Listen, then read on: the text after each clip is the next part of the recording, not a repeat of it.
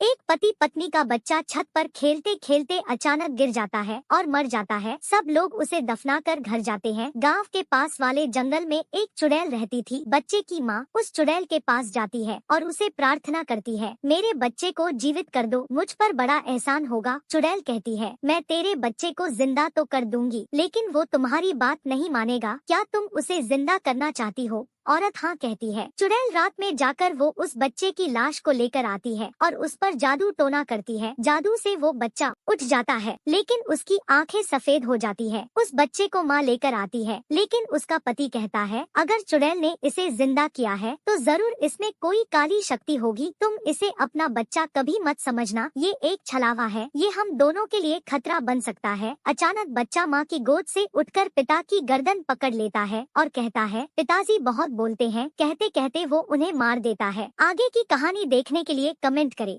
मैं मेरे गड्ढे में पानी भर लेती हूँ। अरे भर जा भर जा भर जा, एक बार मैं और पानी लेकर आती हूँ। अरे मेरे गड्ढे के अंदर तो बिल्कुल पानी नहीं है, क्या तुम मुझे थोड़ा सा पानी दोगी?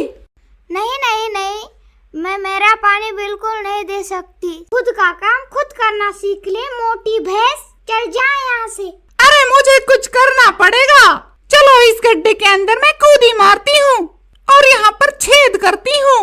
अब उसका सारा पानी मेरे गड्ढे के अंदर आ जाएगा। अरे चलो मैं मेरे गड्ढे में फिर से पानी भर लेती हूँ। अरे भर जा भर जा भर जा, ये देखो मेरा गड्ढा तो भर गया। अरे लेकिन ये खाली क्यों हो रहा है? जरूर इस चुड़ैल ने कुछ किया होगा। रुको मैं मेरे बच्चों को अभी लेकर आती हूँ। बेटा हग जा। अरे नहीं, इसने तो सब पानी बर्बाद कर दिया। एक गांव में एक नई दुकान खुलती है। एक बच्चा चॉकलेट लेकर खाता है। जैसे ही वो घर जाता है वो चॉकलेट का पुतला बन जाता है। माँ बाप परेशान हो जाते हैं। ऐसे ही और एक बच्ची उस दुकान से चॉकलेट खरीदती है। जैसे ही वो चॉकलेट खाती है वो भी घर आकर चॉकलेट का पुतला बन जाती है। ऐसे ही चॉकलेट के पुतले लेकर लोग गाँव के बाबा जी के पास जाते हैं। सब बाबा जी को बताते हैं कि पता नहीं कैसे लेकिन हमारे बच्चे चॉकलेट के पुतले बन रहे हैं। बाबा जी ध्यान लगाते हैं, उन्हें पता चल जाता है। वो कहती है, गांव में चॉकलेट की एक नई दुकान खुली है। वो औरत एक चुड़ैल है। वो रात को जादुई चॉकलेट बनाती है। उन्हें खाकर बच्चे चॉकलेट के पुतले बन रहे हैं। बाबा जी सबको लेकर उस दुकान के पास आते हैं और कहते हैं, ए चुड़ैल, जल्दी से बाहर आकर इन बच्चों को ठीक कर दे, नहीं तो मैं तुझे मारकर तेरा जादू नष्ट कर दूंगा। लेकिन चुड़ैल उस दुकान को तोड़कर हवा में उड़ती हुई भागने लगती है। लेकिन बाबा जी अपनी जादू उस पर फेंक कर उसे मार डालते हैं। चुड़ैल के मरते ही सारे बच्चे ठीक हो जाते हैं। एक चुड़ैल गांव में आकर एक पानी का कुआं बनाकर जाती है और उस कुएं के पास एक जादुई भाला छोड़ जाती है। सुबह एक औरत उस कुएं के पास आती है। जैसे ही वो औरत पानी लेने कुएं के पास जाती है वो भाला जिंदा होकर उस औरत को उस कुएं में धकेल देता है। उस नए कुएं को देख उस औरत का पति उसे ढूंढता हुआ वहां आता है। पास आते ही वो भाला उसे भी कुएं के अंदर धकेल देता है। गाँव की औरतें और मर्द ऐसे ही उस कुएं के शिकार हो जाते हैं। कुछ जानवर भी उस कुएं के शिकार हो जाते हैं। लेकिन एक दिन बिरजू देखता है कि वो भाला एक आदमी को कुएं में ढकेल रहा है। वो कुछ गांव वालों को बुलाकर उन्हें दिखाता है। वो एक बकरी को उस कुएं के पास छोड़ता है। जैसे ही वो बकरी उस कुएं के पास आती है वो भाला जिंदा हो जाता है और उस बकरी को उठाकर उस कुएं में फेंक देता है। गाँव वाले समझ जाते हैं ये उस जादुई भाले की वजह से हो रहा है। लोग उस भाले पर जलती हुई लकड़ियाँ फेंकते हैं। उस भाले में आग लगती है और वो तड़पने लगता है। आगे की कहानी देखने के लिए कमेंट करें। एक बार नागिन देखती है कि नदी के किनारे उसका बच्चा घायल है। तभी वो जोर से चिल्लाती है, किसने किया ये सब? तब नदी के अंदर से जलपरी कहती है, यहाँ पर बिरजू आया था। इतना सुनते ही नागिन गुस्से में बदला लेने निकलती है। इधर बिरजू थकान की वजह से आराम करने एक पेड़ के नीचे सो जाता है। नागिन बिरजू को ढूंढते हुए एक तालाब तक आती है। तभी वहाँ जलपरी आकर कहती है, तुम्हारे बच्चे के ऊपर एक पत्थर गिरा था तो बिरजू ने ही उसे पानी पिलाकर उसकी जान बचाई। लेकिन तभी बिरजू के चिल्लाने की आवाज आती है। नागिन जाकर देखती है कि पेड़ पर रहने वाली चुड़ैल बिरजू को पेड़ के अंदर खींच रही है। तभी नागिन अपने जादू से बिरजू को बाहर खींचने की कोशिश कर रही होती है, लेकिन चुड़ैल उसे छोड़ती नहीं। तब नागिन पेड़ पर आग लगा देती है।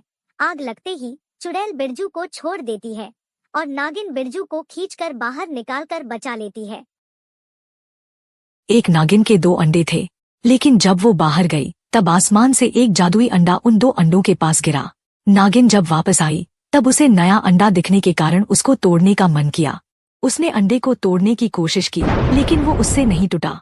तब उसने वो अंडा चुड़ैल के पास दिया। उसने भी अपना जादू इस्तेमाल किया लेकिन वो अंडा नहीं टूटा।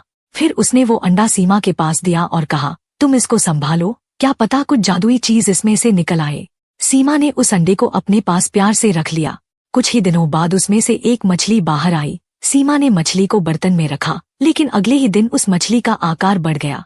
तब सीमा ने उसे बड़े बर्तन में रखा लेकिन फिर से वो मछली बड़ी हो गई। तब सीमा ने मछली को कुएं में डाला लेकिन वो तो उस कुएं में भी नहीं समा रही थी।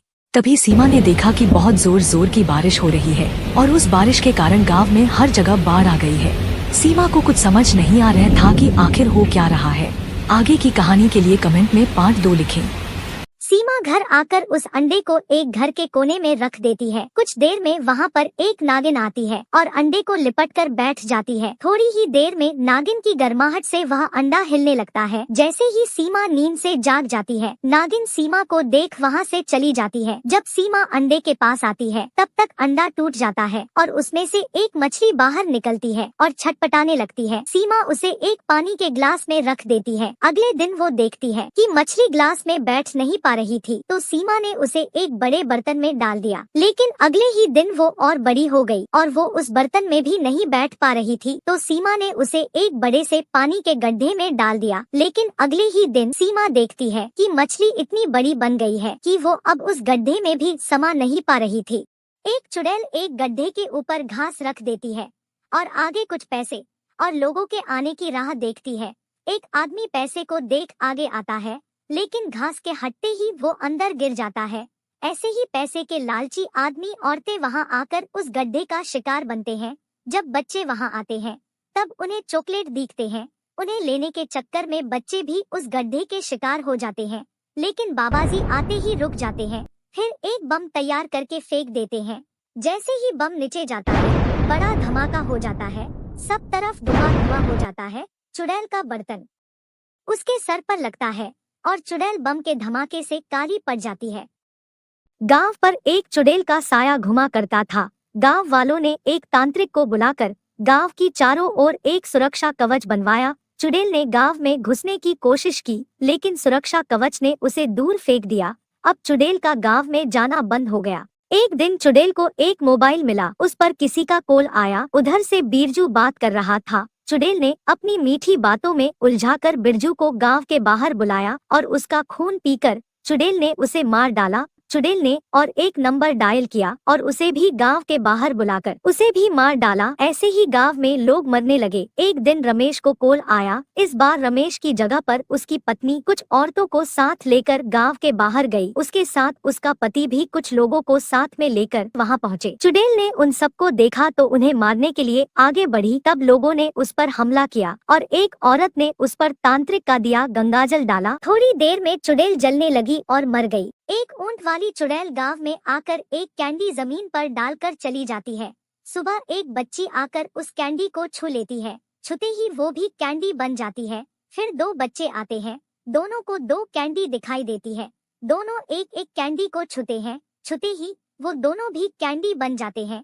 ऐसे ही गांव में बहुत से बच्चे उस कैंडी को छूने की वजह से कैंडी बनते जाते हैं। फिर एक दिन ऊंट वाली चुड़ैल आकर सारी कैंडी जमा कर लेती है और अपने सर पर रखकर वहां से चली जाती है। आगे की कहानी देखने के लिए कमेंट करें।